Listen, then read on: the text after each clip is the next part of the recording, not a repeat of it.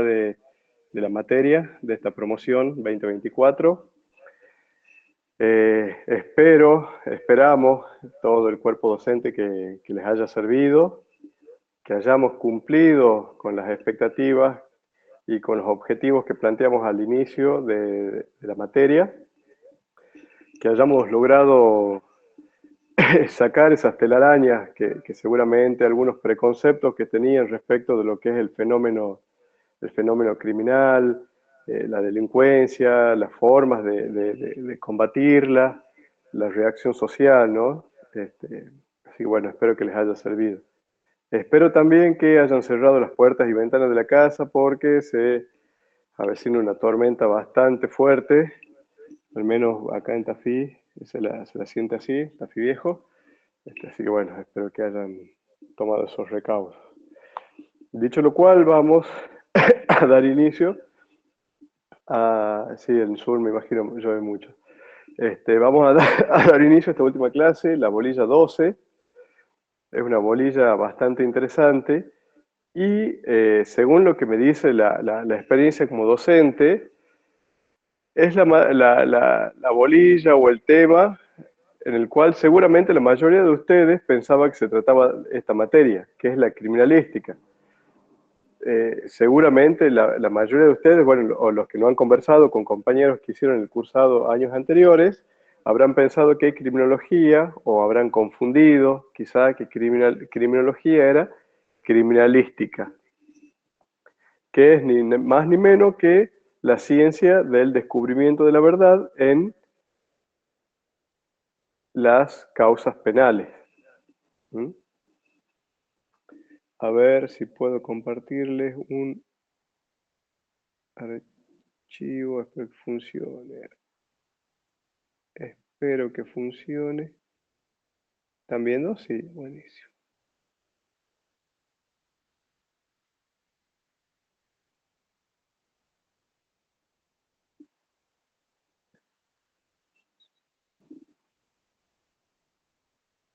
Bueno. Ustedes díganme si se ve o no se ve, porque yo no estoy viendo nada de la pantalla de Google. Sí, se ve, profe. Bueno, perfecto. Ahí está, bueno, sí. Para guiarme un poco.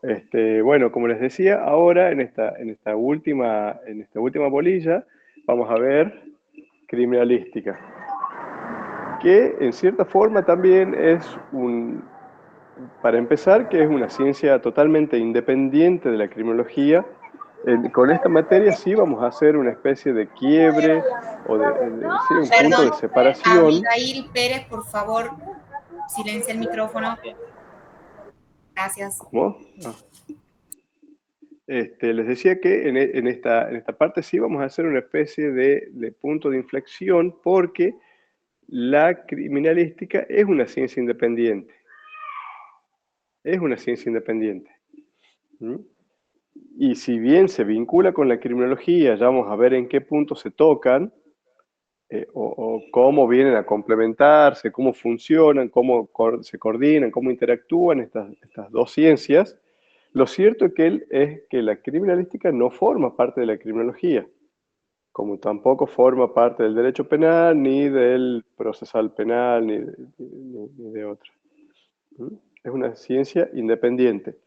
Nos pareció, o mejor dicho, le pareció a la creadora de la cátedra, a la Tita Prieto, incluirla dentro de criminología porque tampoco es una materia que se vea en otra parte de la Facultad de Derecho, o en la carrera de Derecho, mejor dicho. Es más bien una, una materia o una carrera de formación, por ejemplo, lo que van a hacer pericia forense, o los médicos que hacen puntualmente medicina forense, contabilidad forense, psicología forense y demás, que son carreras o ciencias con una mirada puesta en la investigación de los hechos. Un poco para que nos vayamos acomodando, vamos a ver en la clase de hoy, espero que sea cortita, para no cansarlos tanto, algo sobre definición y objeto. Bueno, ¿qué significa esto de la criminalística y a qué se dedica? ¿Para qué sirve, no? Siempre todo esto tiene que tener alguna utilidad. Los antecedentes, bueno, orígenes, cómo comenzó, qué significa esto de los indicios, la escenología criminal, técnica policial y demás, que estos dos últimos puntos son los que apuntan, valga la redundancia, a lo que es el corazón de esta bolilla en sí, que son los temas importantes, que es lo que se realiza de cierta forma en la práctica. Es lo que se lleva a cabo en la práctica. Definición, no les vamos a pedir no les vamos a pedir la definición de memoria, es solamente para estas definiciones son solamente para mostrarles a ustedes que no hay un criterio unívoco o universal, unánime, respecto de la definición de la criminalística. Hay algunos autores que la ven como una ciencia auxiliar del derecho penal, del proceso penal. Hay algunos que dicen que es una disciplina, ya con menos carácter científico. Hay algunos que dicen que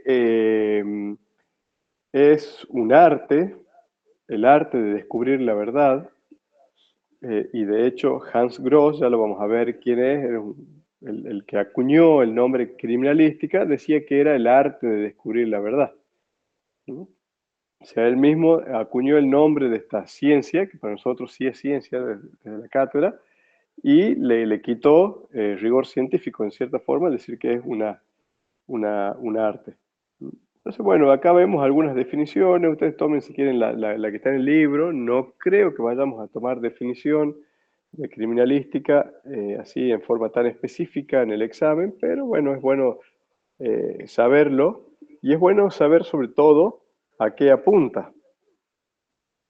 Eso es lo que más nos interesa, saber a qué apunta esto de la, de la criminalística, que es al descubrimiento. Perdón, ¿la pantalla se está viendo como presentación o como un archivo Está como de archivo y PowerPoint? está en la portada, Doc. No sé si avanzaste las Ah, no diapositivas. estamos viendo nada. A ver, no, con razón no me parecía. He hablado el vicio entonces.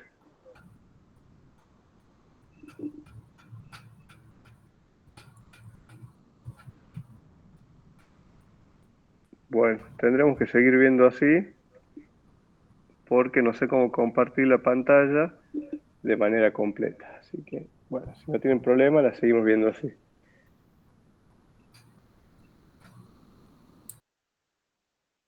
Bueno, a ver, perdón. Entonces les decía que vamos a continuar. Aquí está. Estas les decía que son las definiciones. Acá tenemos 6 definiciones. No es necesario, les decía que las sepan a todas. Tomen la que está en el libro, pero sí lo que más allá del carácter científico o de conjunción de ciencias, lo importante es que sepamos para qué sirve, ¿no? Que tiene como objeto el descubrimiento y la verificación científica de hechos delictivos. Esto lo que tiende a probar son hechos.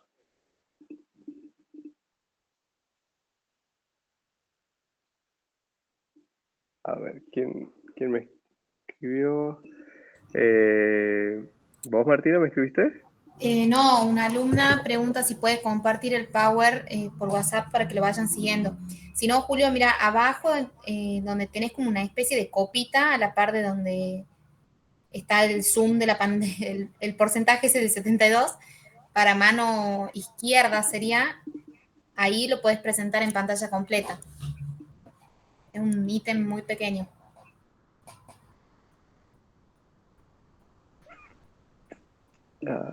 Tengo miedo de errarle y de... Si no, chicos, el Power, el doctor lo va a compartir a Anto, a mí o a cualquiera de las chicas y le vamos a compartir, ¿sí? A modo de Sí, que... sí, sí, lo vamos a compartir. Ahora la idea es que lo sigan más o menos, que se vea un poco.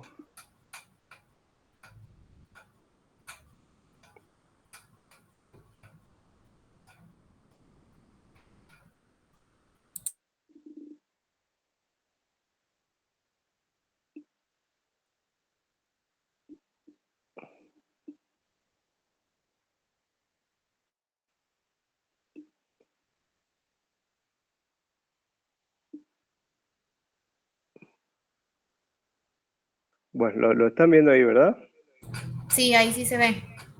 Bueno, les decía entonces que hay muchas definiciones, tomen si quieren la que está en el libro, pero lo importante es que sepamos que más allá, que desde la cátedra sí entendemos que es una ciencia que tiene rigor científico justamente, y ya vamos a ver por qué, entendemos que esto es así, pero voy spoileando que justamente para el descubrimiento de la verdad nosotros sabemos que un juez cuando tiene que condenar a una persona, tiene que hacerlo más allá de toda duda razonable, o sea, tiene que comprobar los hechos que se le acusa en que ha participado. Y para esa comprobación se necesita, como la mayoría de las veces en los juicios no se confiesa, lo que se necesita es conocer con rigor científico, armar históricamente cómo fue el hecho material. Entonces, para eso, el rigor científico justamente lo que nos va a dar es mayor certeza o mayor probabilidad de que el hecho haya ocurrido como se lo plantea. No se hagan un lío con esto porque es bastante complejo, pero bueno, lo importante es esto, que sí, sí se necesita rigor científico para desarrollar muchas de las técnicas de criminalística que vamos a ver más adelante.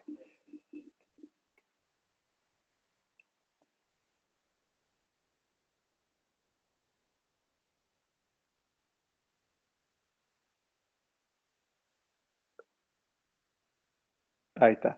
Entonces decimos que el objeto de la criminalística justamente es conocer con rigor científico, o sea, con una probabilidad muy cercana a la certeza, cómo han ocurrido los hechos. Obviamente, un juez, cuando va a decidir, no tiene la certeza 100% de que esto haya sido así. Quizá hay algún detalle que se le ha escapado. Pero el rigor científico sí nos va a dar la certeza suficiente como para poder juzgar, o mejor dicho, condenar o no a una persona de algún delito o por algún hecho criminal del que se lo acusa. Entonces, a ver, ¿para qué nos sirve esto? Porque el fiscal o la policía, cuando toma conocimiento de un hecho criminal, de una noticia criminal, tiene que comenzar la investigación justamente para descubrir todas las circunstancias que rodean ese hecho criminal. El primero de ellos, saber quién fue el autor. Necesitamos saber quién ha sido para comenzar a investigarlo. Necesitamos saber cuándo fue el hecho para más o menos tener una guía del contexto histórico de esta situación. No es lo mismo algo que haya ocurrido la semana pasada a algo que haya ocurrido hoy. Necesitamos saber cuál fue la mecánica de ese hecho delictivo. Si se si se utilizó algún arma o algún objeto a modo de arma, como por ejemplo una botella, si se utilizaron productos químicos, medicamentos, venenos. O sea, todas estas son circunstancias que la criminalística, a través de las distintas ciencias auxiliares del derecho, nos van a ir acercando certeza a la investigación.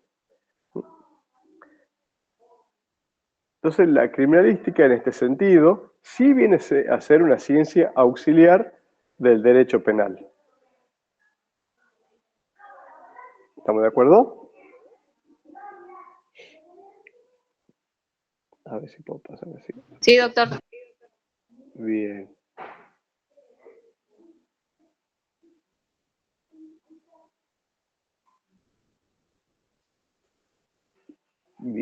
Entonces, ¿cuál es la diferencia con la criminología? Ya les dijimos entonces que la criminología, a ver si alguien se anima a hacerme una definición, qué es lo que era lo que estudiaba o a qué se dedicaba. Que la criminología, a diferencia de la criminalística, estudia el por qué la persona actuó de esa manera, por qué cometió el delito. En cambio, la criminología trata de buscar, como usted ha explicado recién, la forma que se dieron los hechos, investigar qué fecha, todas esas cosas. Bien, entonces, claro, justamente así, esa es la diferencia. La criminología estudia el hecho en su conjunto, en la totalidad, y con los 4 elementos que vimos en la bolilla 1, que era el delito, el delincuente, reacción social y a la víctima. Se estudia esa conjunción en total. ¿Mm? Y bueno, como dice acá en el Power, es una ciencia explicativa. A diferencia de la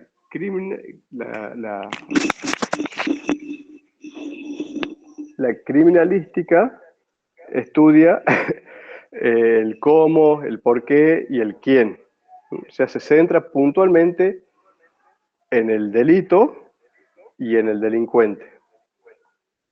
Y a partir de ahí va a buscar los elementos o los indicios, ya vamos a ver, acá se habla de indicios, que vinculan a una determinada persona con ese hecho criminal o, por el contrario, que lo desvinculan.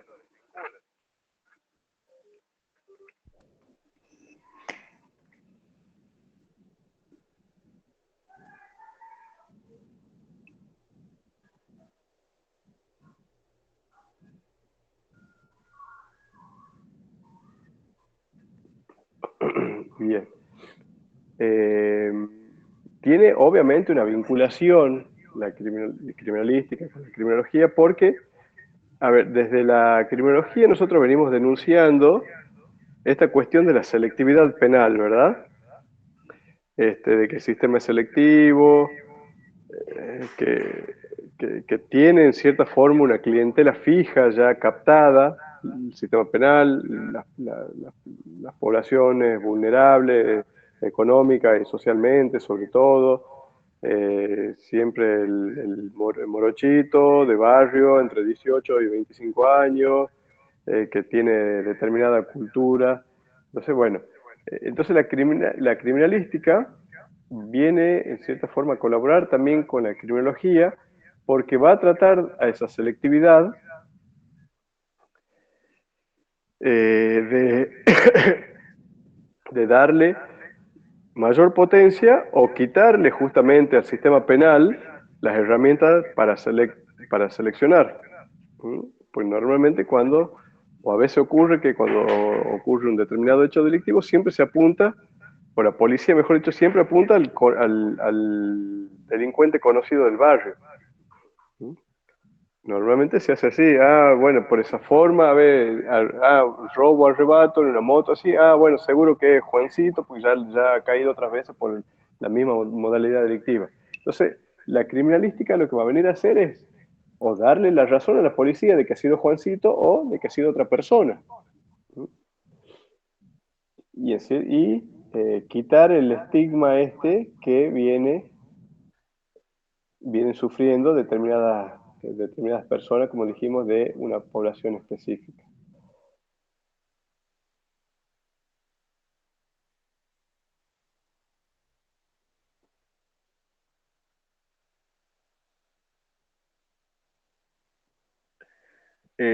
Sabemos también que la preocupación por descubrir el delito y establecer quién ha sido, las modalidades y demás, es una preocupación que existe desde que comenzó el delito y desde que bueno, los monarcas en su principio comenzaron a investigarlos, desde que se aplicaba la ley del talión, porque justamente esto del ojo por ojo, diente por diente, no podía recaer sobre cualquier persona. Tenía que recaer justamente sobre el que había sido el autor del hecho y para eso había que realizar la investigación. Entonces, todas estas cuestiones que al principio se hacían en cierta forma por charlatanería, ya vamos a ver cuáles eran las formas habituales que habían de descubrimiento de la verdad, en el último siglo, les diría, recién ha tomado un determinado carácter ya científico.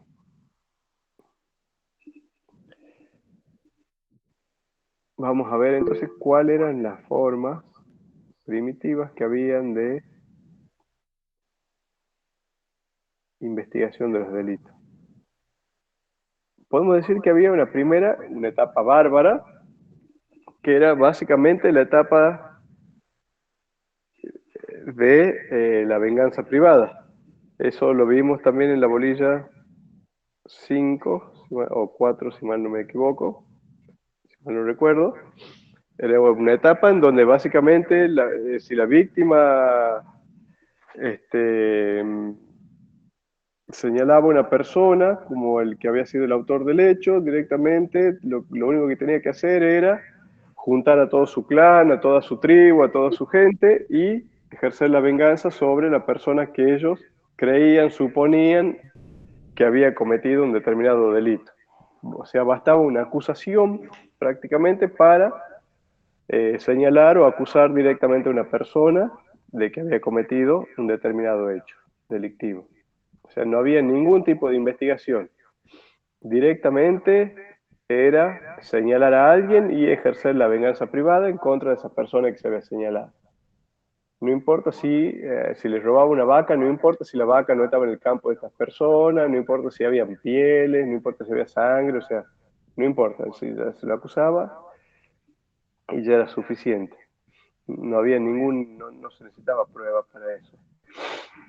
Después tenemos ya un poco más avanzado, también fue muy utilizado por la Santa Inquisición, las pruebas de Dios u ordalías, que significaban, o que mejor dicho, a ver, ¿vieron los Simpson? ¿Ven los Simpson o no? A ver si puedo utilizar un ejemplo. Sí. Sí, no me acuerdo Disculpe, profe, cuando una bruja decían que si era bruja, si la metían en un río, si se ahogaba, no era bruja, y si no se ahogaba, era bruja. Exactamente, algo así. Traía de colación los Simpson porque hay una casita del horror, no me acuerdo cuál, que Marge Simpson se convierte en bruja. Entonces el jefe Gorgory, como jefe de la Inquisición, dice, bueno, la vamos a empujar por este acantilado. Y si ella sale volando y se salva, significa que es bruja. Y si se cae y muere, significa que no era bruja y bueno, mató a un inocente. Básicamente eso eran los juicios divinos u ordalías, o el dedo de Dios. Entonces se supone que era Dios el que señalaba o no a los inocentes.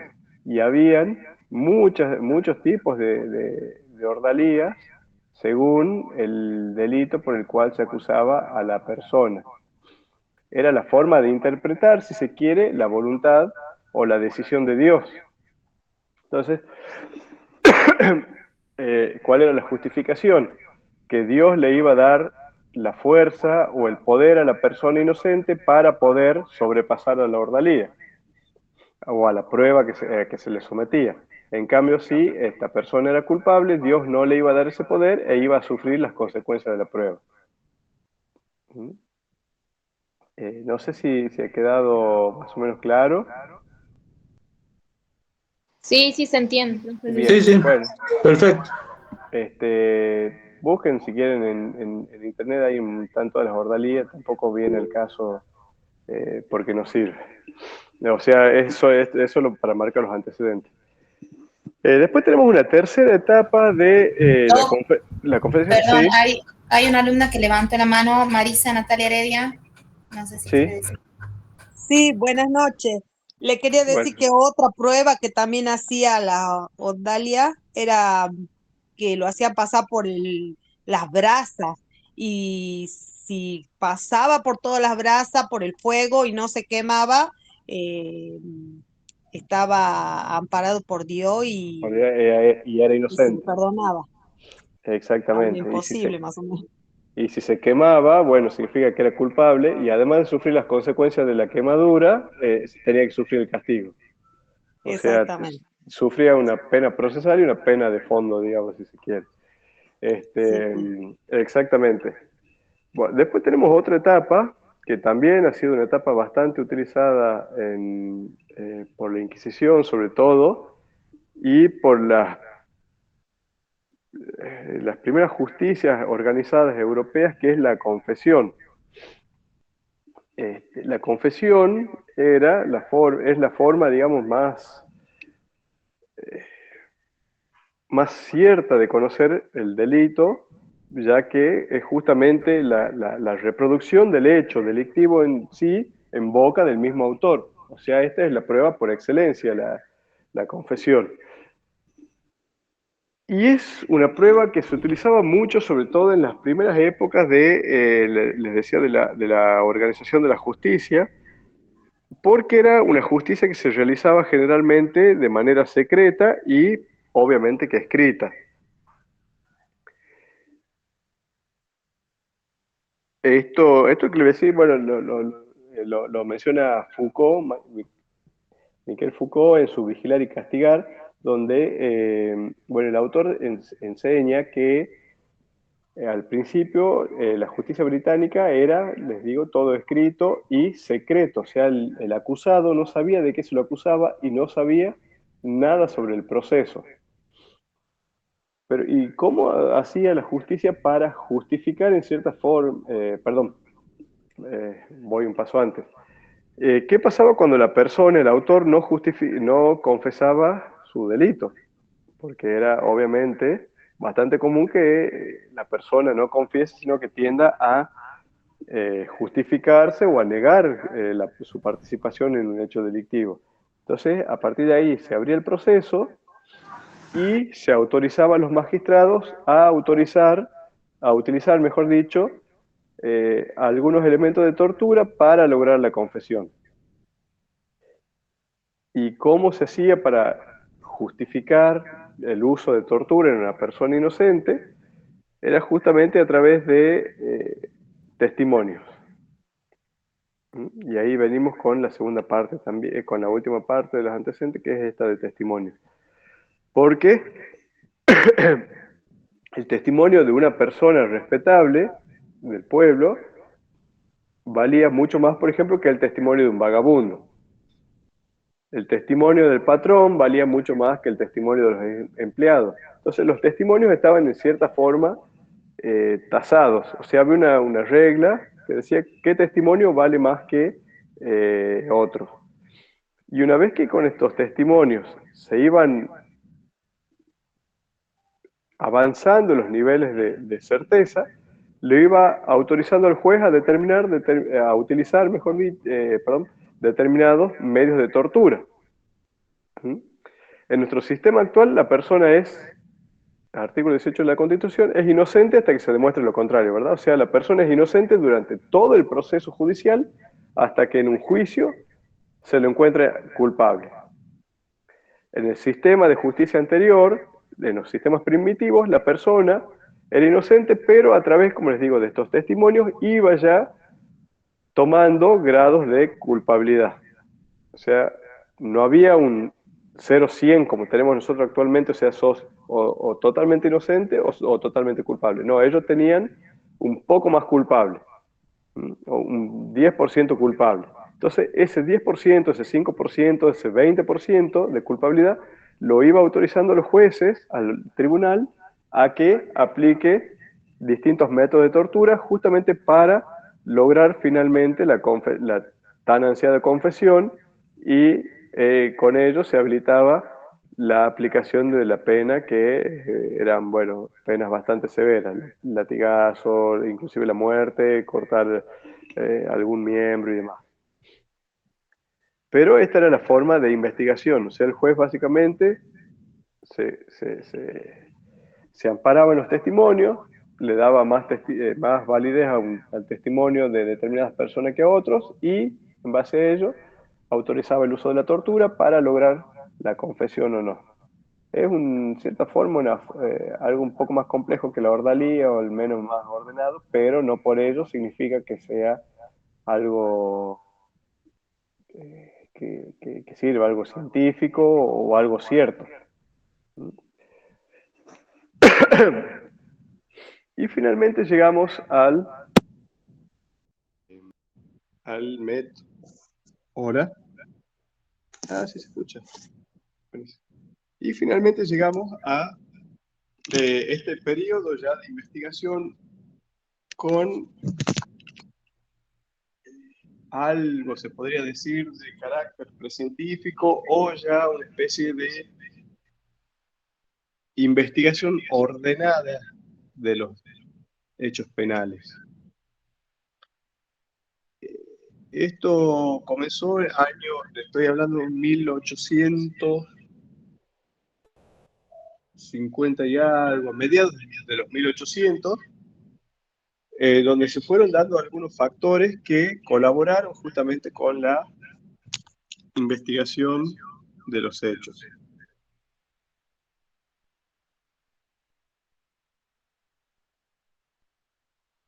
Doc, disculpe.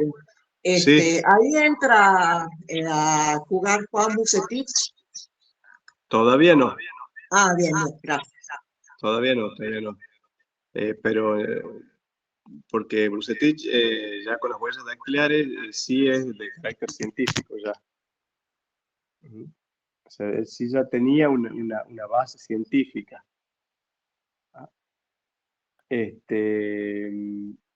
No, como precursores, si se quiere, de esto,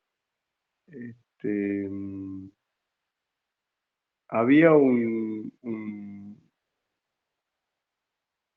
personaje, ya les voy a explicar por qué personaje, francés, que se llama Eugène Vidocq, que era un delincuente, justamente era un delincuente, pero un delincuente bastante inteligente. Era una persona acusada de, había sido desertor del ejército, estafador, tuvo varias evasiones de la cárcel, estaba acusado inclusive también por ser adúltero con sus esposas y demás, y estuvo bastante tiempo detenido, preso en una cárcel francesa. Él ahí, estando en prisión, cumpliendo sus penas, comenzó a tener trato con el personal policial. Entonces, adentro del penal, él actuaba a modo de soplón. Contaba cosas de sus compañeros a la policía y a cambio, obviamente, iba recibiendo algunos favores que lo iban posicionando bastante bien dentro del penal en donde estaba cumpliendo su pena. Esta persona, Eugenio Vidocq, cuando salió de la cárcel y conociendo bastante cómo era cómo funcionaba, digamos, la delincuencia, el AMPA de su región, de su zona, fundó después lo que se llama la Sûreté francesa, la seguridad. Y comenzó a investigar él por su cuenta algunos, comenzó a investigar delitos, ¿no? Los delitos que acontecían ahí en su ciudad. Y él, para formar esta fuerza policial ya, solamente tomaba a ex delincuentes. O sea, fíjese, él que era un ex delincuente, había sido, vos ya les dije, ladrón, de más, había sido desertor, evasor y demás. Él sale, forma la Sûreté y toma como empleado solamente a personas, a ex convictos, a expresos, digamos, el delincuente. Porque su idea es que él lo que decía es que solo los criminales pueden combatir el crimen porque solo los criminales saben cómo se realiza el crimen.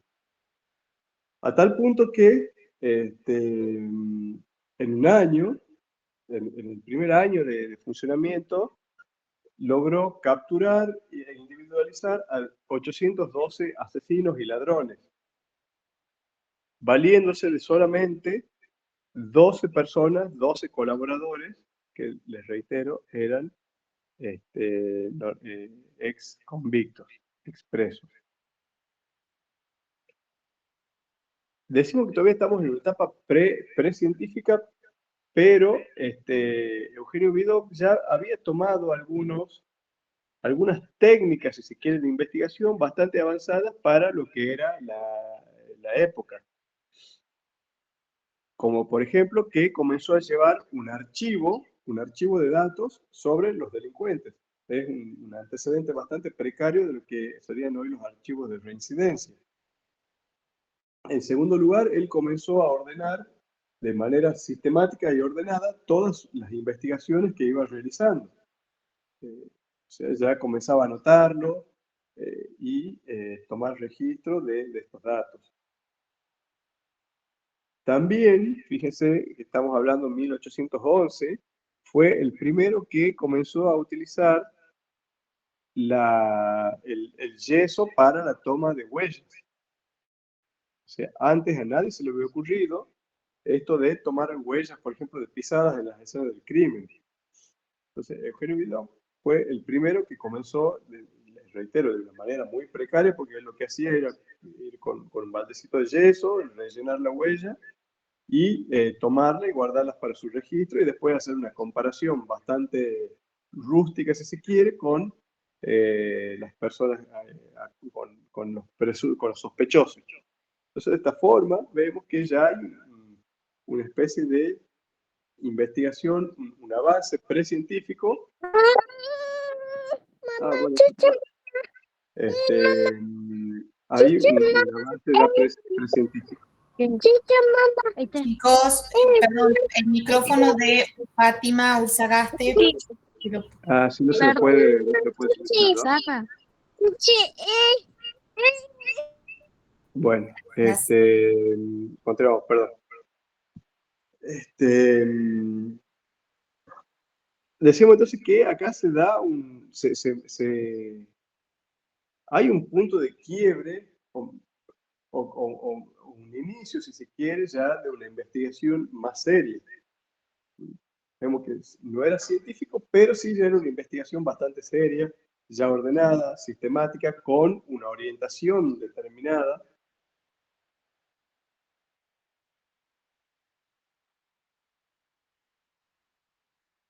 Y también marca, no sé si han escuchado alguna vez hablar, pero bueno, el famoso pacto de la delincuencia con la policía.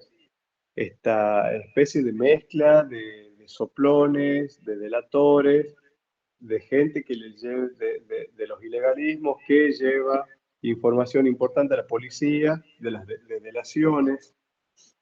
Me salvo yo, entrego a otro para salvarme yo. Bueno, todas estas líneas bastante difusas entre la delincuencia y la policía comienzan justamente con Eugene Vidocq.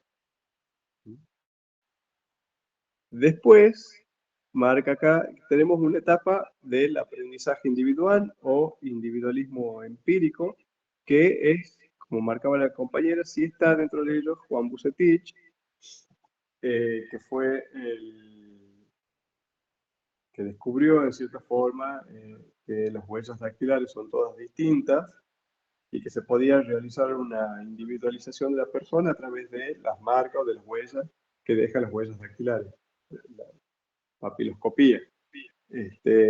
Pero así como hubieron también muchas otras descubrimientos científicos que se utilizaron de manera aislada. A ver, perdón, acá vamos a ir viendo algunos datos, no significa que los tengan que saber, pero para ir teniéndolos en cuenta, más o menos qué es lo que se fue analizando, cuáles son los antecedentes, los predecesores de la criminalística. Decíamos entonces que, miren, en 1809 Vidocq fundó la Sûreté. Bertillon hace el vertillonaje, que es conocido como la antropometría, que es la toma de las medidas corporales de las personas, que posteriormente se abandonó este método de investigación porque no se pudo descubrir al autor del robo de la famosa Mona Lisa. Se había investigado a varias personas utilizando el sistema de la antropometría, pero no se pudo descubrir. Decíamos entonces en 1882, fíjense acá, Hans Gross publica el libro Investigación Criminal y utiliza por primera vez el término criminalística. Y también, fíjense ustedes que recién en 1882, recién hay una especie de orden o una especie de método que tenía que utilizar el juez para realizar la investigación criminal. Miren, en 1892 está Juan Bucetich, que lo mencionábamos hace rato. En 1894 se abandona la antropometría. Y en la Argentina se utiliza, fíjense, la dactiloscopía como único método de identificación criminal.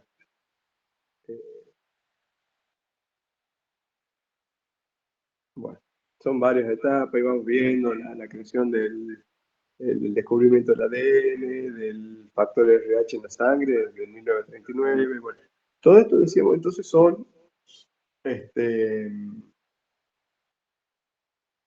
investigaciones, descubrimientos que se han ido utilizando de manera aislada para buscar, identificar a los autores de un determinado delito y conocer cómo lo habían realizado. Pero les reitero, esto era siempre de manera aislada. Y después tenemos finalmente el que se está utilizando ahora, que es el método científico. Y ya vamos a ver más adelante cómo es que se utiliza este método, quién lo lleva a cabo, que esto es algo muy importante, y sobre todo las formas en que se realiza. El Power ya se los voy a compartir, no sé si están tomando nota, ¿no? Pero sí, inclusive creo que ya las chicas lo tienen en modo PDF para que lo vayan viendo. Obviamente, aclaración, los PowerPoint son métodos de guía, no son material de estudio. Son solamente para que tengan una referencia, una guía con el libro, pero no es para que estudien del PowerPoint. Vamos a ir entonces a la parte, el núcleo de esta bolilla, que es justamente para qué sirve la criminalística.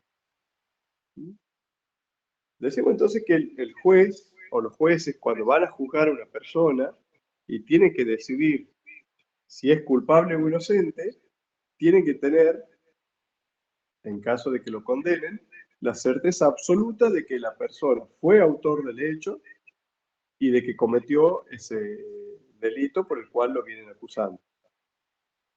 Y para tener esta certeza o no, existen dos métodos de prueba. Justamente prueba significa probar algo, dar por acreditado algo. Y se habla de prueba en el juicio. Antes, durante la etapa de investigación, ¿se acuerdan de la bolilla 9 que habíamos hablado sobre la etapa de investigación, la etapa de juicio y demás? Bueno, en la etapa de investigación no se llaman pruebas, se llaman evidencia. Y es la diferencia sustancial es que la evidencia no prueba algo, sino que me va acercando a algo. ¿Queda clara la diferencia? La prueba me prueba efectivamente algo, da por acreditado algo. En cambio, la evidencia nos acerca en probabilidades a ese algo. Lo cierto es que tenemos dos tipos de prueba. La prueba indirecta, que es la que está basada en indicios, en evidencia, y la prueba directa, que es la que reproduce el hecho en su totalidad o alguno de sus elementos. La prueba directa, por excelencia, a ver si alguien se anima a decir cuál es, que ya la mencionamos. La biológica. ¿Cómo? La prueba biológica, el ADN. No, y no es prueba directa porque el ADN tiene un 99,999% de probabilidad. No es cierto 100%. Obviamente que nos acerca muchísimo, pero no es el 100% el ADN. ¿El testimonio? ¿El testimonio de quién? Del testigo. No necesariamente, no es una prueba directa el testimonio, es una prueba indirecta, porque el testigo vio una parte del hecho. El testigo conoce o va a contar lo que vio a través de su sentido. La prueba directa es cuando se reproduce el delito o algún elemento. Claro, bueno, por eso, pero ¿qué prueba en un juicio? ¿Cuál es la prueba directa por excelencia? La confesión del Exactamente, Fátima. La confesión es la prueba directa por excelencia. Acá el hecho se reproduce ante los jueces justamente en boca de quien lo ha cometido, de su autor. Obviamente que esta confesión tiene que ser voluntaria, libre y espontánea, no cualquier confesión. Pero sí, la confesión es la prueba directa por excelencia. ¿Se les ocurre alguna otra prueba directa que está muy de moda hoy en día, que sirve mucho? El celular cuando se filma. Las filmaciones, exactamente. Pero las filmaciones pueden ser pruebas directas o indirectas. ¿Y por qué? Se preguntarán ustedes. Pensemos, por ejemplo, en un accidente de tránsito. Una persona que va circulando a gran velocidad, bueno, para los que, a ver, hagamos de cuenta que el accidente, la colisión se produce en General Paz y La Rioja. Si es que hay una cámara de seguridad, por ejemplo, apuntando a ese lugar, a esa intersección, y la cámara logra tomar el momento en el que el vehículo choca a una persona, ¿sí? Y cómo lo arrastra y demás, bueno, sí es una prueba directa porque me está acreditando ese hecho, está reproduciendo el hecho de manera directa. Lo trae a ese hecho histórico, me lo está reproduciendo en la actualidad, me está trayendo a la actualidad. Ahí sí es una prueba directa. Pero ¿qué pasa si la cámara no estaba en esa intersección, sino que estaba una cuadra antes? O no haya enfocado la patente del auto también. O no haya enfocado la patente del auto, exactamente. Puede estar grabando todo el hecho, pero el auto se va a dar a la fuga y nunca vio la patente del auto. Exactamente. Entonces ahí ya tenemos una prueba indirecta. Si es que normalmente, y yo les digo, les comento en mi experiencia personal, actuando en la Defensoría Oficial, la mayoría de las veces las cámaras de seguridad no son pruebas directas, sino que son pruebas indirectas. ¿Por qué? Porque no se les puede ver el rostro, porque la definición no es muy buena, no hay luz, no se toma la patente, no se le ve el color, bueno, un montón de circunstancias. O las cámaras no estaban en esa zona, sino estaban en una cuadra antes. Pero a ver, ¿por qué digo que me sirve como indicio o prueba indirecta una cámara de seguridad? Si se detecta que el vehículo, por ejemplo, pasó una cuadra antes a una velocidad excesiva, ya me está dando un indicio, una prueba indirecta de que circuló por esa cuadra, por ejemplo. Sumado a eso, después tenemos el testimonio de un chapista que dice que le arregló la chapa a ese vehículo. Sumado a eso, tenemos las cámaras de seguridad, no sé, de un bar, por ejemplo, que lo tomaron al dueño del vehículo ingiriendo bebidas alcohólicas antes de salir a manejar. Y si vamos sumando estas pruebas indirectas, le van a ir dando la convicción a los jueces de que ese hecho histórico ha existido. ¿Entienden el concepto? Sí, profe. A ver, Sí, por ejemplo, Sí. llegamos a una escena del crimen, encontramos un cadáver lleno de sangre y a la par del cadáver estaba el celular de Romina Gabriela. Esto ya nos marca que Romina Gabriela, nos prueba que Romina Gabriela ha sido la autora de ese homicidio, ¿o no? No, claramente no, es un indicio. Bueno, veamos si hay que investigar a Romina o no. Pero resulta que viene Romina y dice, no, a mí hace una semana me robaron el teléfono, o mi pareja me quitó el teléfono, y bueno, entonces este indicio ya cae por otros indicios de mayor peso, o pruebas de mayor peso. Sería Pero bueno, diferente si a la par del celular se encuentran algún rastro de cabello o se encuentra algún resto de piel en las uñas de la persona que está fallecida. claro, mira, y veamos la diferencia entre encontrar cabello a encontrar restos de piel en las uñas, en los lechos unguales, que se llama, de las uñas.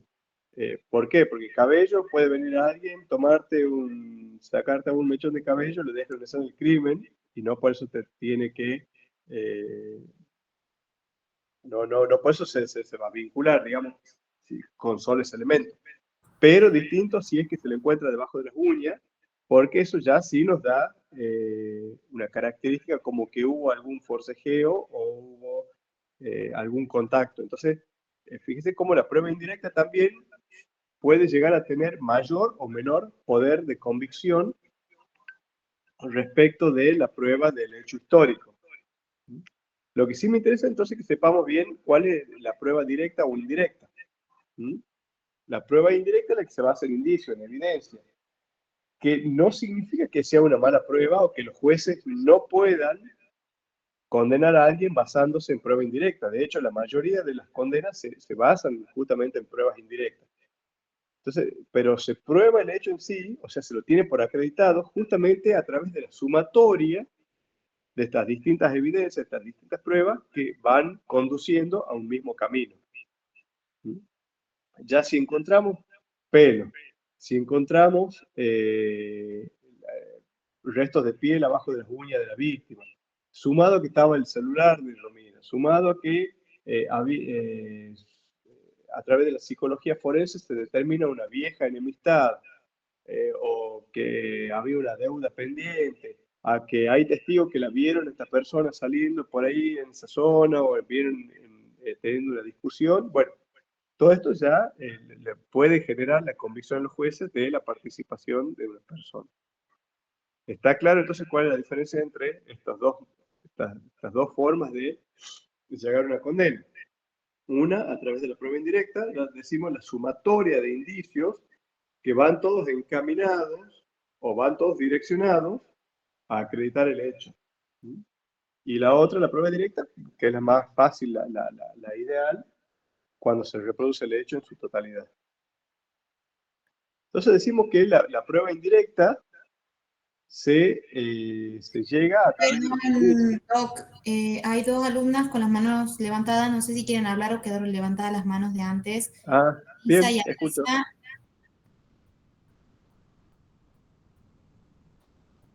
Alicia. Alicia, ¿vos querés preguntar algo? Alicia Susana. Sí, ¿qué tal, profesor? Buenas noches. Mi pregunta es la siguiente. Por ejemplo, en un caso de suicidio, que se tenga digamos, una presunción de que la persona que se suicidó haya tenido una instigación previa. ¿Cuál sería la prueba directa o la prueba indirecta? Por ejemplo, un celular donde haya grabado un audio de esta instigación. Ahí vamos a ser muy difícil que tengamos una prueba directa, porque obviamente la instigación es un delito ideológico más que material. Entonces, probar una instigación, salvo que tengamos la confesión de la persona que lo haya instigado. Pero al mismo tiempo, muchas veces la instigación también a cometer suicidio es un delito bastante raro, porque la persona que instiga a otro a cometer este hecho no tiene conciencia justamente de que lo va a hacer de esa forma. O sea, normalmente siempre es a través de pequeños actos que van llevando al suicida a cometer su acción. Pero no es, generalmente no es algo adrede o a menos que le ponga una pistola en la cabeza y le diga, no sé, mátate vos, o suicidate vos, o te mato yo, pero es bastante, muy difícil. Lo que sí... Hay un audio en donde le dice que se suicide, que no que se suicide, sino que se muera, que le dice algo así. Sí, podría servir, pero es muy difícil porque hay que ver también la instigación a cometer el suicidio no es un delito bastante complejo, no hay antecedentes de condena por ese delito acá en Tucumán que yo recuerde en la última época conocida, porque además es un delito bastante complejo. ¿En qué sentido? Tiene que tener idoneidad la instigación para que funcione, y eso también es una cuestión que hay que probar. Porque, a ver, en cada pelea que tenemos con nuestros amigos o con nuestra pareja le decimos, anda, matate. No significa que le estemos instigando a cometer suicidio. Entonces, por eso también hay que probar otras cosas. Lo que sí le puedo decir que en los casos de suicidio, normalmente caratulados como muerte dudosa acá en la fiscalía, sí se realizan bastantes investigaciones sobre el cadáver de la persona encontrada, del difunto muerto que ya falleció, diría el chavo, que son pruebas científicas que demuestran o acreditan que ese suicidio ha sido un suicidio tal y no muerte por otra persona. Y justamente lo primero que se hace es ver si es que en los lechos iguales tiene marcas de piel de otras personas, si es que ha sido por asfixia, bueno, dejan determinadas marcas, las asfixias autoinfligidas y las asfixias realizadas por otras personas. O sea, hay muchísima... Perdón, doctor.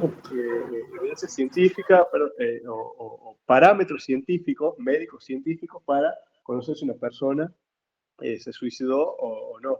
Y respecto a la inducción, también se puede echar mano a lo que es la psicología forense, que es bastante difícil, no hay acá en Tucumán que lo sepa. No, sí hay, Perdón, sí hay, doctor. Sí. Hay un antecedente de este año acá en Tucumán. Perdón, sí, este año, sí, exactamente, sí, es el único. El único, el primero. Es de un padre, disculpe, es de un padre a la hija. Sí. Pero... no doy nombre, obviamente. ¿Cómo? No, que no doy nombre porque son vecinos míos. Bueno, pero eso no se realizó a través de prueba directa, sino a través también de prueba indiciaria.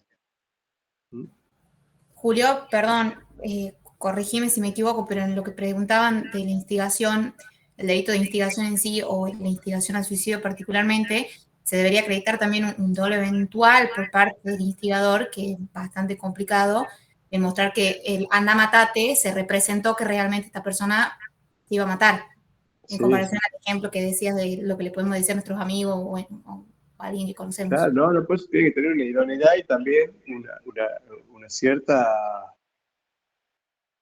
perseverancia, digamos, la inducción, pues no es un hecho aislado, sino que normalmente tiende a ser un proceso de instigación. No es algo que se da de una sola vez, sino es un proceso, y eso es lo difícil justamente de probar en esto.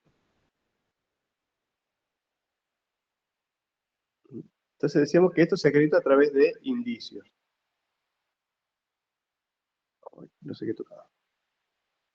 Los indicios, bueno, justamente son todos estos signos, marcas, huellas o señales que se pueden encontrar en la escena del crimen y cuya comprobación cierta nos puede servir para acreditar otro hecho, justamente de manera indirecta. Es muy importante, al tomar conocimiento de un hecho delictivo, la correcta identificación y recolección de los indicios que se encuentren. Acá en nuestra provincia, desde hace poco, y le estoy hablando hace poco, no más de 5 años, quizás 10 años, los delitos, los hechos más graves, normalmente los conocidos como hechos de sangre, homicidios, lesiones muy graves, accidentes de tránsito y demás, son investigados y participa la Policía Científica del Ministerio Público Fiscal. Normalmente, a ver, y acá ya adentrándonos un poco a lo que es la técnica policial o de recolección de indicios, vamos a ver cuál es la importancia de los indicios. En primer lugar, que el indicio se debe alzar, se tiene que recolectar de manera científica. ¿Por qué? Porque este indicio tiene que ser sometido a determinadas pruebas, a pruebas científicas, y se tiene que resguardar para un eventual juicio. O sea, si encontramos un pelo, no es que el policía o la persona que lo encuentra lo agarra con la mano y lo mete en una bolsa o se lo guarda en el bolsillo y dice, bueno, después lo veo.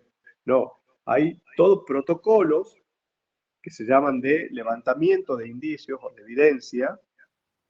También, profe, o sea, el hecho de recaudar pruebas es hacerlo en el momento, no pasado una semana, recién van a recolectar huellas, por ejemplo. Totalmente, totalmente. Esto, por eso le digo, el fiscal bien toma conocimiento de un hecho delictivo, sobre todo, a ver, digo, los hechos graves, normalmente accidentes de tránsito con víctimas fatales, homicidios y demás, toma intervención el ESIF, que es el Equipo Científico de Investigaciones Fiscales. O sea, esto depende del Ministerio Público Fiscal, que ingresa a la escena del crimen en coordinación o en compañía del personal de criminalística de la policía. Y acá vamos a separar dos cuestiones. A ver si encuentro algo. Acá, bueno, tenemos algunos indicios que se pueden encontrar en la escena del crimen. Y les decía que acá también entra a jugar lo que se llama la escenología criminal, que está dentro del programa. La escenología criminal o escena criminal es justamente el lugar en donde se realizó el hecho criminal, donde se cometió el delito, o cualquier espacio físico en donde el delito haya tenido alguna consecuencia, algún roce, alguna vinculación. Entonces, la escena criminal puede ser única, en caso, por ejemplo, que se haya producido la muerte de una persona en una vereda y el muerto caiga en ese lugar. Entonces, tenemos una escena única porque, hagamos de cuenta, que haya sufrido un cuchillazo en el pecho, ese cuchillazo se realizó en la misma vereda la persona cae y queda tendida. Entonces, acá tenemos una escena única. Distinto, por ejemplo, de el caso en donde se haya dado muerte a una persona, por ejemplo, en un determinado lugar, supongamos esta vereda, y que el autor del hecho lo haya querido encubrir, lo haya guardado en el baúl de su auto. Entonces acá ya tenemos dos escenas criminales, y finalmente haya descartado el cuerpo en el río. Entonces acá tenemos básicamente tres escenas criminales, tres lugares donde hay que investigar, porque en la vereda seguramente vamos a encontrar sangre, quizá algún cuchillo, alguna huella. En el baúl del auto vamos a encontrar sangre, pelo, quizá algún estado de putrefacción cadavérico, demás. Y donde se descartó el cuerpo, vamos a encontrar el cadáver, quizá alguna huella también de la persona que lo ha dejado ahí. Entonces, ¿y cuál es la importancia de la escena criminal? Que la escena criminal, cuando se la conoce, el personal científico, el fiscal, mejor dicho, que llega a la escena del crimen, tiene que resguardarla. ¿Y cómo se la resguarda a la escena criminal? A ver si tengo el PowerPoint. Se hace un perímetro, creo, Doc. Exactamente, eso quería ver si tengo alguna foto, pero no tengo ninguna foto. Se hace el perímetro. Y no solo un perímetro, se hacen varios perímetros. Acá en Tucumán, por protocolo, se realizan 3 perímetros con distintas distancias. un perímetro amplio, general, donde van a intervenir, donde pueden ingresar determinadas personas, un segundo aro, donde ya está más restringido el acceso, y un tercer aro que es ya prácticamente el que rodea el cadáver, donde solamente va a entrar la bióloga, va a entrar el fiscal y el médico forense, y nadie más. La policía solamente puede entrar hasta el segundo perímetro, y bueno, el tercer perímetro, otros policías, pero eso es lo importante, porque se tiene que tratar de resguardar la escena del crimen lo más sana, lo más incólume posible. Exactamente, se llama preservación del lugar del hecho. Que se mantenga inalterable. Que eso no se modifique, no se lo adultere, porque justamente la pisada de la bota de un policía, a ver, pongamos el contexto, que se encuentre un cuerpo al costado de la ruta.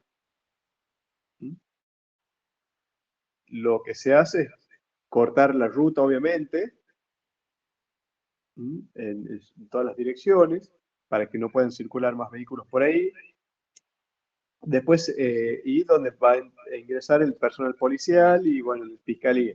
Un segundo perímetro, ya más cerca del lugar donde se encontró el cadáver, donde van a ingresar ya menos personas. Y el tercero, que va a ser rodeando ya el cadáver, donde van a entrar estas personas que le acabo de mencionar. Se realiza el levantamiento de la evidencia y se va a dejar documentado todo esto, dónde se fue levantando cada cosa. Y obviamente tomando fotografía de todo ello, y se va a labrar el acta correspondiente. A todo esto, acá en Tucumán rige lo que se llama un sistema de cadena de custodia. Todo esto se va a guardar en sobres cerrados, con la firma de las personas que intervinieron en el levantamiento de esta evidencia, de ese indicio, en la recolección, y se va a dejar establecido en una cadena de custodia qué es lo que se va levantando. La cadena de custodia es una fichita donde va a constar todas estas circunstancias. ¿Quién procedió al levantamiento de la huella? ¿En qué número de sobres se lo preserva? ¿Cuándo fue recibida? ¿Qué fecha y en qué día fue recibida esa evidencia? ¿Cuál es el estado de la evidencia? Y demás. Entonces, ¿por qué? Porque esta cadena de custodia después, como dice el nombre, cadena, la persona que lo levanta seguramente después le va a tener que transferir esta evidencia a otro personal científico, que es el que va a hacer la pericia propiamente dicho, que lo tiene que recibir sin adulteraciones y después volver a sellarlo y devolverlo a la fiscalía, y de todo esto, este pase de mano, va a ir quedando evidencia quién lo recibe, en qué estado y después a quién lo va pasando. Esto se llama cadena de custodia y sirve justamente para mantener la inalterabilidad de los indicios. Desde que se lo encuentra, ese indicio que se encuentra tiene que ser el mismo que se muestra en el juicio. Y acá obviamente aparecen a veces algunos pícaros que adulteran. Por ejemplo, si se secuestra un arma operativa, no faltan, bien, gracias Marisa por aclararnos, que todas las personas firman entera la cadena de custodia. ¿Sí? Por ejemplo, si se encuentra un arma, fíjense la diferencia que puede haber si que el arma era operativa o no operativa. O sea, básicamente, si el arma funcionaba, es decir, un arma de fuego funcionaba o no. Puede ser un robo por uso de arma cuya operatividad no puede ser comprobada, que va de 3 a 10 y que admitiría condena condicional, a un robo con arma de fuego que va de los 5 años y 8 meses a vaya a saber cuánto. Sí, caso María Soledad Morales, sí, que se adulteraron pruebas. Sí, no, son muchos los casos donde se adulteraron pruebas, pero justamente a través de este sistema de cadena de custodia, que es reciente en nuestra provincia, se puede llegar a dar mayor certeza, a evitar todas estas cuestiones. ¿Por qué? Profe. Porque la persona que recibió y después lo entrega de una manera distinta o con adulteraciones a cómo fue recibida, es pasible de sanciones e inclusive hasta puede ser investigada por la comisión de algún delito. O sea, ya no es fácil adulterar pruebas o modificar pruebas.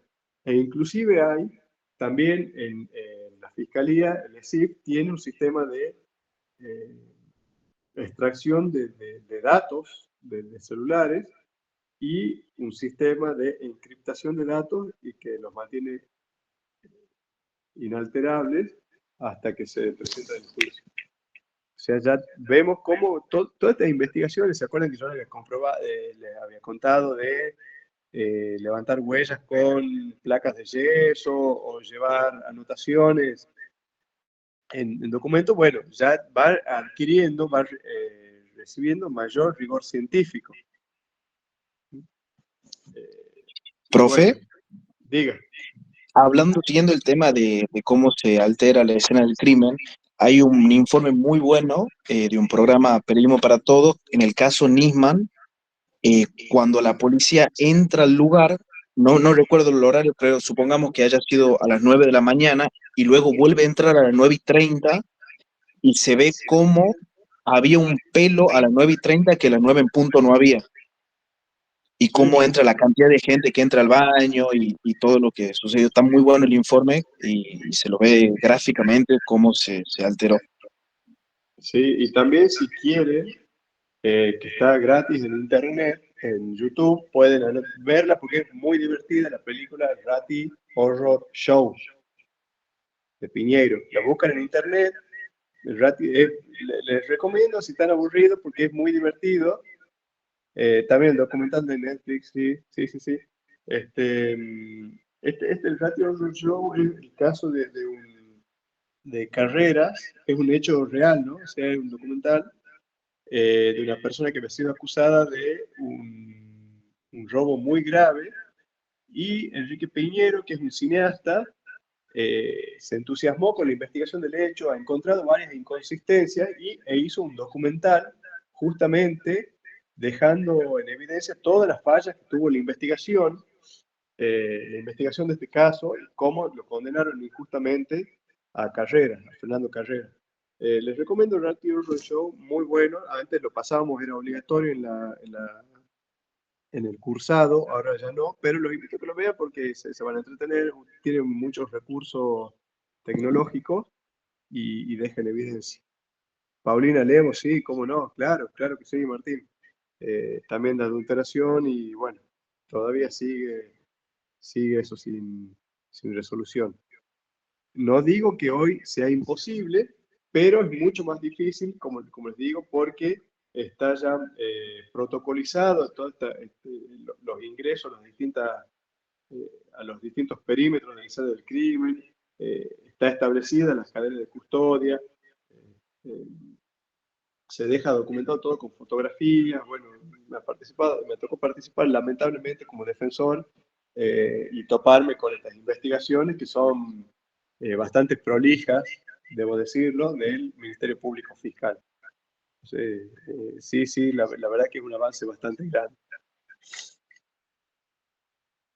Entonces les decía que, a ver si continuamos, todos estos indicios, estos rastros se encuentran en la escena del crimen y tiene que mantenerse lo más inalterado posible, justamente para evitar después que la defensa, como yo, se aproveche de estas modificaciones para crear dudas en el tribunal. Bueno, de escena del crimen, tienen que saber, no lo vi en el caso, pero la escena tiene bastante ramas o tipos de escena del crimen. Puede ser lo podemos decir abierta o cerrada, si es que está techado o no, al aire libre, si es que es una zona lluviosa o con mucha agua. Puede ser una escena del crimen única o dividida, también como les he comentado hace rato. Lo importante es que diferenciarla bien, bueno, no es la tarea del abogado, sino más bien de los investigadores, porque cada tipo de escena del crimen lleva una forma de resguardo particular. No es lo mismo cuidar la sangre que se encuentra dentro de una casa, por ejemplo, que tiene un techo, a cuidar la sangre que encontramos en una ruta por donde van circulando vehículos, o a cuidar rastros de sangre que se encuentran en una zona húmeda. Entonces, bueno, todo esto tiene que saberlo, más que nada, más que nosotros abogados, los peritos.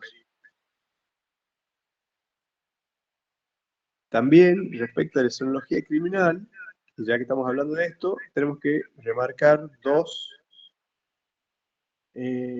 tipos de investigaciones. Si se quiere, tenemos una investigación, o mejor dicho, peritos de campo, que son los científicos o las personas que participan en la recolección de las muestras en la escena del crimen. Y tenemos distintos los peritos de laboratorio, que son los peritos que van a realizar las pruebas científicas sobre la evidencia o las pruebas, los rastros que se han encontrado en la escena del crimen. Entonces tenemos dos momentos, acá tenemos que diferenciar dos momentos, uno el de recolección de la muestra y el otro el de prueba, análisis o pericia de la muestra. Cada uno con sus particularidades, porque fíjese que va un médico de repente a la escena del crimen, lo que hace es tomar datos básicos, la temperatura, la posición, rigidez cadavérica, y si es que encuentra a grandes rasgos algún tipo de marca, huella, alguna lesión visible en ese cadáver. Ese es lo que hace el perito de campo. Distinto de lo que hace el perito de laboratorio, que básicamente hace la autopsia, donde ya tiene que ser mucho más específico en sus conclusiones, porque bueno, ya sabemos cómo la autopsia tiene que abrir el cuerpo y demás. Entonces ya adentrando... Disculpe, ¿sí? ¿el entomólogo forense sería de campo o pericial, de laboratorio? Normalmente depende. Si toma la muestra de sangre en donde está la escena del crimen, es de campo. No he dicho, no es hematólogo, es entomólogo, de los insectos. Ah, y pues, a ver, vamos al caso. Y justo creo que había una imagen que graficaba bastante eso.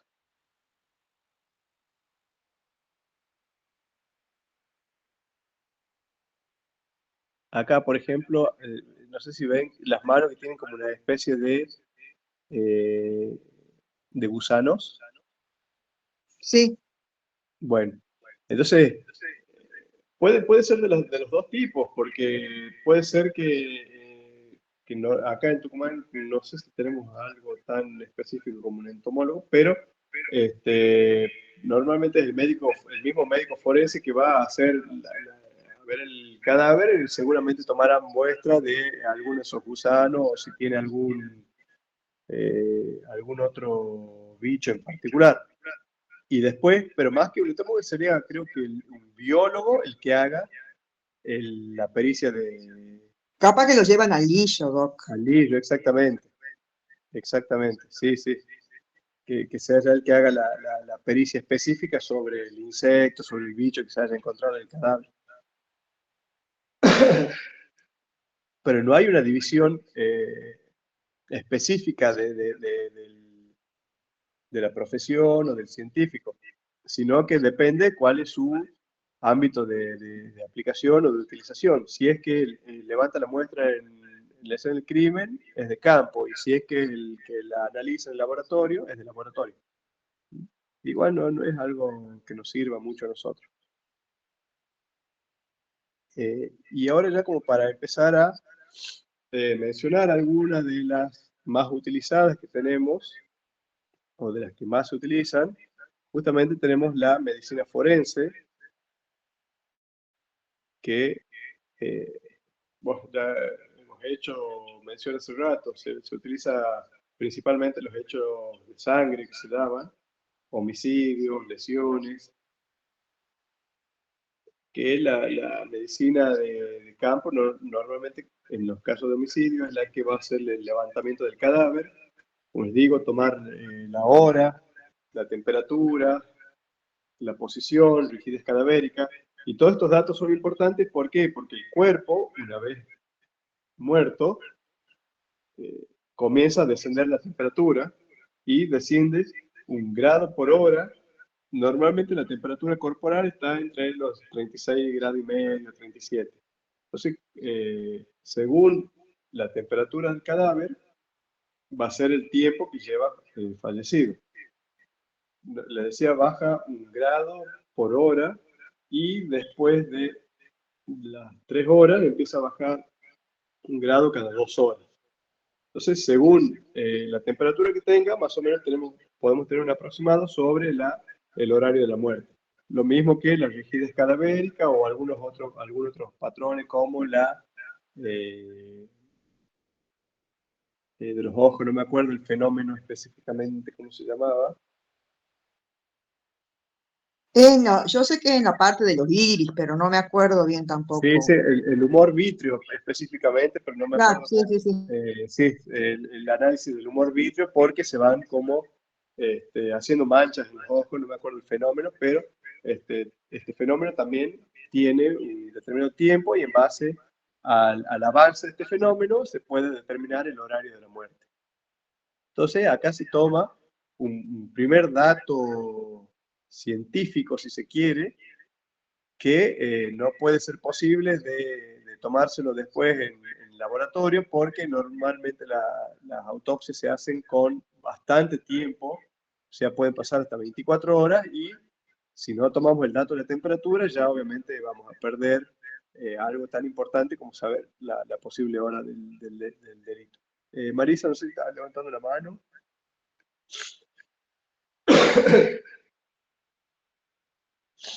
Bueno, eso en cuanto a la medicina de campo. Y sepan también que lo que les voy a contar ahora es muy pequeño, es muy chiquito, porque el ámbito de aplicación de la medicina forense es enorme. Hoy en día, los casos de violencia de género, por ejemplo, que son lamentablemente tan habituales en nuestra sociedad, sirven para acreditar lesiones. La mujer que denuncia normalmente se le hace inmediatamente un examen médico forense, y en base a las lesiones que presenta también se puede determinar la data de las lesiones. Por ejemplo, si alguien que ha recibido un puñetazo y le deja un moretón, sí, tiene otro nombre, se llama equimosis. Normalmente, las equimosis, fíjense ustedes cuando se han golpeado, o si se acuerdan, las equimosis al principio tienen un determinado color y después van cambiando. Al principio es como roja tirando a negra, y después del tiempo va cambiando de color. Se va tornando, al principio, como la sangre está ahí reciente, es como un rojo oscuro. Ya después de un par de días, si lleva 2 o 3 días de evolución, se va poniendo tomando un color negro, después se va tornando azulado entre los 4 y 5 días, después ya cuando pasó una semana se va poniendo verdoso. Bueno, entonces, en base a este análisis médico, se puede determinar aproximadamente cuánto es el tiempo de las lesiones. Me ha pasado defender a una persona, afortunadamente para mí, que la víctima había dicho que lo había golpeado la noche anterior. Y sin embargo, cuando se fue a hacer el análisis, la pericia médico-forense, tenía los moretones de un color ya azulado, lo cual daban un tiempo de realización de los mismos de aproximadamente 4 o 5 días. Entonces no había una correlación en el relato y me ha servido para pelear ahí la inocencia de mi defendido, justamente gracias a esta técnica forense. Que a veces uno cree que es fácil de mentir, pero no, tienen mucho rigor científico. Y bueno, la otra prueba por excelencia de la medicina forense es justamente la autopsia.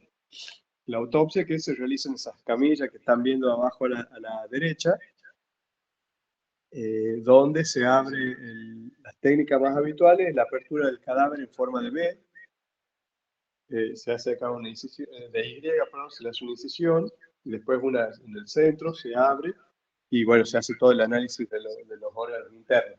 Lo mismo que bueno, que en la cabeza se hace el destape craneal, y bueno, se va analizando todas las lesiones que pueda presentar, y de todo esto obviamente se van dejando los debidos documentos, la documentación. Odontología forense sirve mucho también para identificación de cadáveres cuando no... Cuando se queman. Sí, bueno, ahí está, cuando se quema, cuando ya pasó demasiado tiempo o por ejemplo que se encuentren en agua y se hayan llegado a un nivel de descomposición tan grande que no se puede identificar por otros métodos a través de la odontología forense. Pero acá en nuestro país es bastante difícil porque no hay registros odontológicos, mejor dicho, hay públicos, digamos, hay que ver, hay que analizar básicamente con todos los dentistas si es que llevan, normalmente acá no sé si los dentistas de ustedes llevan el registro, pero... Es obligación. No, exactamente, es muy difícil. Pero puede servir para, bueno, quizá para acreditar alguna mecánica del hecho. Por ejemplo, si la persona recibió los golpes y la pérdida de pieza dentaria antes o después de muerto, o demás. Después tenemos la genética forense, también que es la comparación a través del estudio del análisis de ADN con muestras vivas. ¿En qué consiste? Tomar una muestra dubitable, por ejemplo, una muestra de sangre encontrada en el lugar del crimen, y se la compara con una muestra indubitable, o sea, la muestra que sabemos que se le extrae a determinada persona y se realiza la comparación genética. El análisis de ADN, como o la prueba genética, normalmente no son 100% certeras. Tienen un 99, algo por ciento de probabilidad. Y estas probabilidades normalmente vienen dadas por las comparaciones. Los estudios de ADN normalmente vienen señalando como que es más probable 1 en 5, por ejemplo, las muestras de ADN dicen que es más probable que la sangre encontrada, por ejemplo, en la escena del crimen, sea de Julio Gallup respecto de 5.437.000 personas tomadas al azar. Entonces, por eso no son 100%. Significa que si tomamos las muestras a 10 millones de personas, puedo ser yo u otra persona. Y si le tomamos a 15 millones de personas, pueden ser yo o algunos dos más. Por eso no son el 100% certeros. Pero sí acercan muchísimo. No es así. Creo que es 1 a 34 millones de personas tomadas al azar. O sea, básicamente, tomándole a casi toda la Argentina, a toda la población argentina, es más probable que sea yo a cualquier otro. ¿Se entiende cómo es la comparativa, no?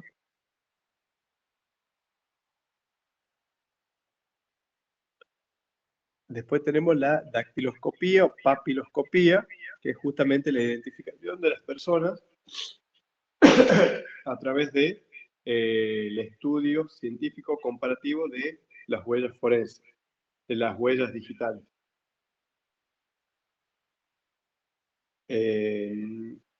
Ahora, desde la época de la digitalización de documentos, se está haciendo un poco más, utilizable, más útil este método de investigación. ¿Por qué? No sé si tengo... Bueno, acá lo están viendo, esta ficha.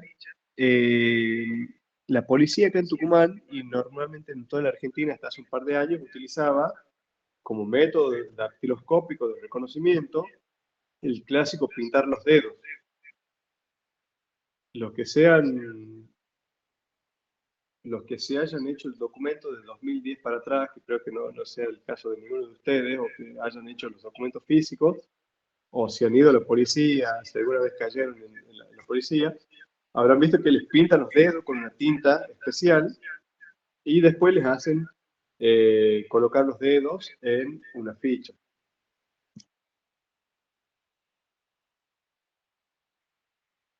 Fíjense ustedes lo rústico de este método, que después, una vez que... Sí, allá lejos, sí, yo soy de allá lejos, Marínez, me acuerdo. El DNI verde, la libretita, así es.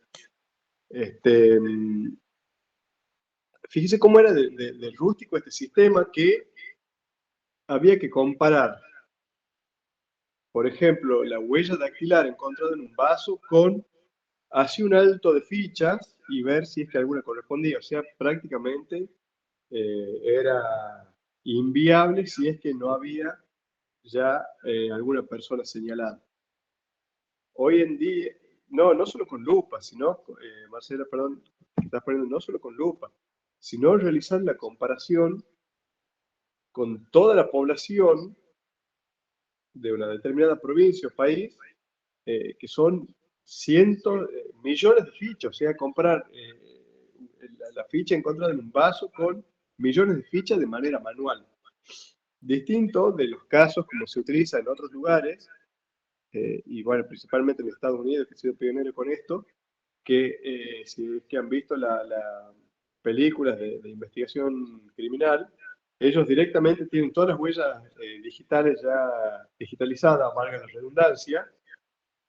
Entonces es una máquina que hace el comparativo, va pasando millones de huellas o miles de huellas por segundo y la van comparando hasta que va encontrando algunas que se dé el caso. Ahora, en nuestro... sí, gracias Marisa por el aporte. Sí, ahora que está digitalizado es mucho más fácil realizar esta comparativa. No está todavía tan avanzado, pero ya al menos sirve. Una vez que se ha individualizado a un sospechoso, ya tenemos un sistema de comparación con las huellas que se han encontrado en la escena del crimen. No sirve quizás para encontrar a un sospechoso, pero sí sirve para acreditar que ese sospechoso ha dejado esa huella. Después, otra muy importante en nuestro ámbito es la balística. La balística también, como dijimos, puede tener o puede ser de campo o de...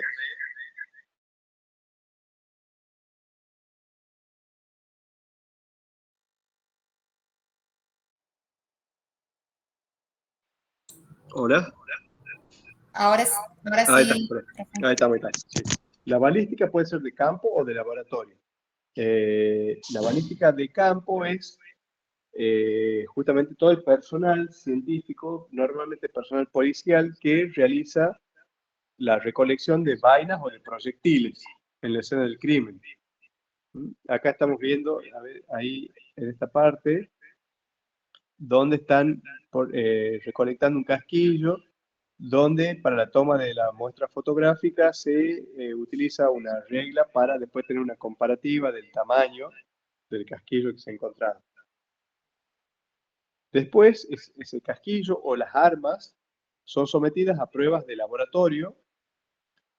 Bueno, si es que es un arma de fuego, primero para determinar su operatividad, que es, ya les dije, un punto muy importante para ver si el arma funciona o no, si es que tiene todas sus partes, para identificar la arma, porque todas las armas tienen un número, las armas de fuego tienen un número de serie, entonces para identificarla ahí.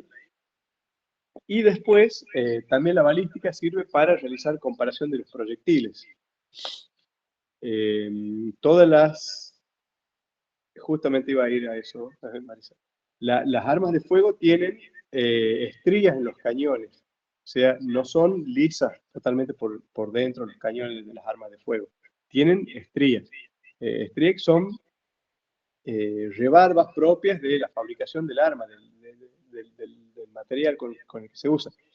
Y esa estría deja su impronta, su marca en el proyectil.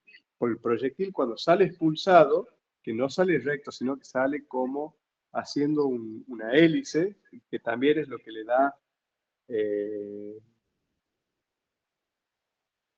la trayectoria al proyectil, una trayectoria más recta. Eso le va dejando en el proyectil las marcas que son propias de cada arma de fuego. Se pueden parecer más o menos, pero cada arma tiene su marca, es como la huella digital del arma. Entonces después se realiza la comparativa en laboratorio con microscopios, o bueno, a través de otras máquinas, la comparativa de los proyectiles que se encontraron en la escena del crimen y del proyectil que se extrae de una arma realizada por la policía. Acá no sé si lo ven en el medio, esa es un arma que se encontró en la escena del crimen, por ejemplo, y se realiza un disparo controlado para extraer un proyectil, y después se lo compara con el que se encontró en la escena del crimen. Acá esta imagen que se ve arriba, no sé si ven como una bala de costado, que tiene dos puntos, uno está como separado en rojo y en azul. Eso es justamente una comparativa. Uno en rojo es la bala que se encontró en la escena del crimen, y la azul es la bala que se realizó a través de la muestra policial, y acá, bueno, en este caso concuerdan.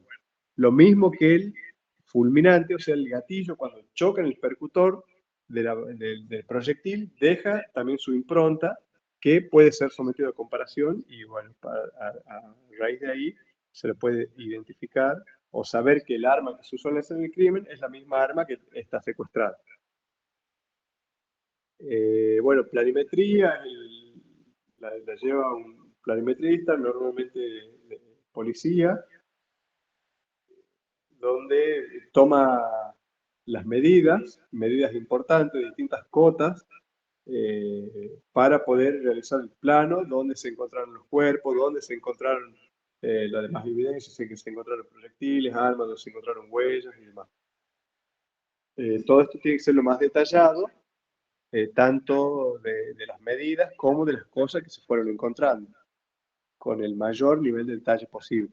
Después tenemos la antropometría, que dijimos que fue descartada, que es el estudio de las medidas corporales, medidas de brazos y demás, pero bueno, ya ahora se lo está tomando la Fiscalía acá en Tucumán, está utilizando la antropometría, pero más que para la toma de medidas, para buscar algunas características físicas especiales, tatuajes, renguera, pérdida de un ojo, no sé, alguna marca en los oídos y demás.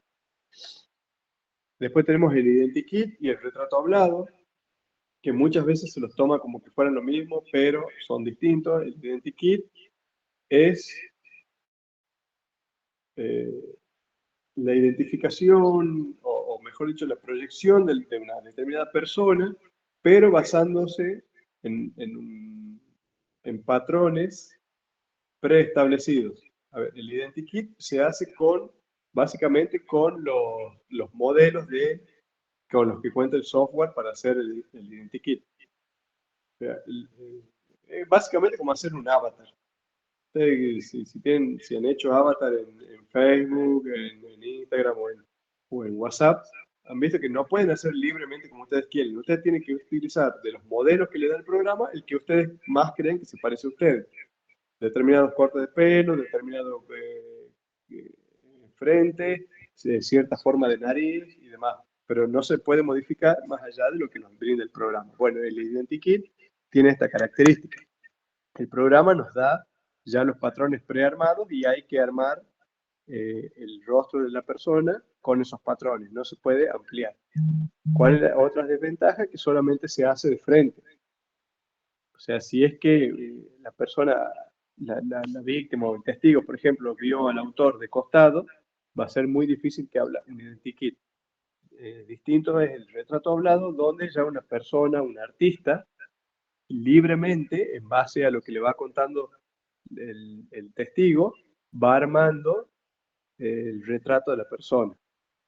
Acá ya es libre y tiene la ventaja de que se lo puede hacer en cualquier perfil, de costado, de atrás, y bueno, si es que le quiere agregar alguna característica especial o específica, el artista lo puede hacer y lo puede interpretar, si es que lo interpreta. Bueno, fotografía, grafoscopía, ya lo pueden ir viendo en el libro, no tiene mayores complejidades. Bueno, acá está a modo de un resumen muy resumido, que es lo que vimos en el día de hoy. Entonces vimos criminalística, que es una ciencia independiente de la criminología, una ciencia independiente, pero accesoria del derecho penal, que investiga, interpreta y valora a través de distintas ciencias o profesiones los indicios que se encuentran o que se pueden recolectar de la escena criminal. Escena criminal e indicios que se deben mantener inalterados a lo largo de todo el proceso. Y cómo es que los investiga, los valora o los perita a través de distintas ciencias, física, bueno, ya algunas de las que vimos y demás. ¿Cuál es la finalidad de la criminalística? Revelar, contar con rigor científico, con certeza absoluta, sobre las características del crimen, un determinado crimen. ¿Quién fue el autor? ¿Cuándo se realizó? ¿En qué lugar? ¿Cuál fue la dinámica del hecho? Y demás. Bueno, creo que les he robado suficiente tiempo. No es una bolilla que requiera mayores precisiones, está fácil de leer en el libro. Espero haberles aclarado algunos puntos, o, bueno, más que nada también para aportar algo divertido. ¿Podría poner la diapositiva sobre la D? ¿Diapositiva de qué? Ah, definición. Pero no hace falta que se memoricen las definiciones. Igualmente ya les voy a compartir en formato PDF las diapos. Normalmente no hemos pedido definiciones de memoria, más que algunas puntuales, y no lo vamos a hacer con esto de criminalística. No necesitamos una definición de memoria con que nos pongan que es una ciencia auxiliar del derecho penal que a través de la verificación científica busca descubrir quién, cómo y cuándo del hecho criminal. Suficiente, no le vamos a pedir tanto detalle. O al menos yo, si es que seguramente me toca hacer preguntas sobre esta bolilla. ¿Alguna pregunta, alguna duda, algo que les haya quedado en el tintero, algo que quieren comentar?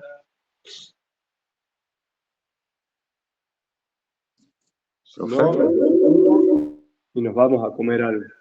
Igual, profe, en el libro está bien explicado lo que es el concepto, que no es largo, y también los orígenes está entendible y se explica bien prácticamente. Sí, en el libro está bastante sencillo. Sí, por ahí el tema de los orígenes, etapas científicas, eso no lo entienden bien, igual que lo de la escenología criminal. Por eso quería hacer más que nada hincapié en eso, y también para que sepan cuál es la diferencia y la importancia, para que lo estudien ya con esa perspectiva, desde esa óptica.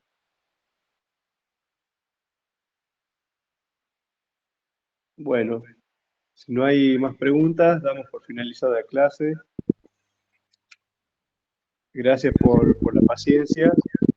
Y bueno, nos vemos en el examen. No sé si tendremos una clase, creo que tenemos una clase de consulta. Así que, bueno, los dejo libres ya. Que estén bien, hasta luego. Hasta luego, gracias. Hasta luego, gracias. Gracias. No, de nada.